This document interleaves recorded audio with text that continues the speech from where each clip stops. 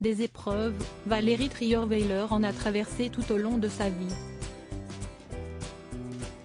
Connue notamment pour avoir partagé la vie du président François Hollande durant la première partie de son quinquennat, suivie d'une rupture très médiatisée, la journaliste de 57 ans est aujourd'hui pleinement intégrée au sein du paysage audiovisuel français, notamment par sa participation régulière aux grosses têtes de Laurent Ruquier.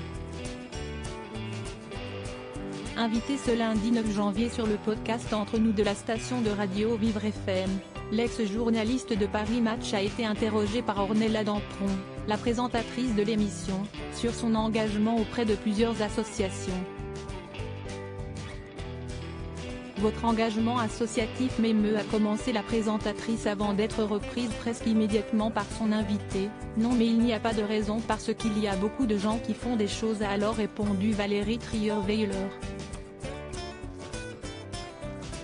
Celle qui a failli devenir l'épouse de François Hollande explique ensuite s'être engagée dans ses combats à cause de son enfance, et notamment de son père, handicapé à vie par un éclat d'obus en 1944, alors qu'il avait 14 ans. Mon père était handicapé, il ne travaillait pas, il était à la maison. Ce n'est pas à moi de dire si c'était un grand ou un petit handicap, il avait une jambe en moins, mais il était différent. Je me souviens d'amis qui étaient très choqués de voir mon père avec un pilon parce qu'il préférait porter un pilon qu'une jambe, a-t-elle expliqué, une prothèse qui cachait son handicap, il l'assumait complètement, mais il n'empêche qu'il ne travaillait pas, il était à la maison. Une expérience de vie qui a poussé l'autrice de Merci pour ce moment à aider les personnes en situation de handicap lorsqu'elle en a eu la possibilité. Valérie Trierweiler.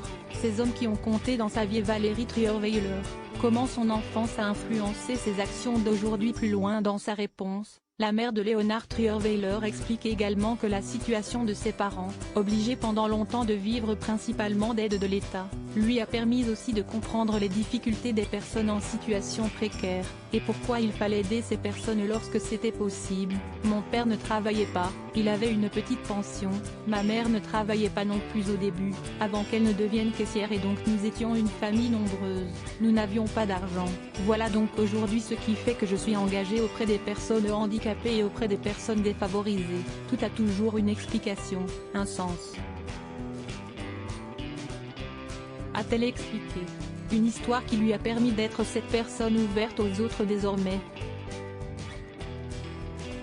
Crédit photo, Pierre Perrusso.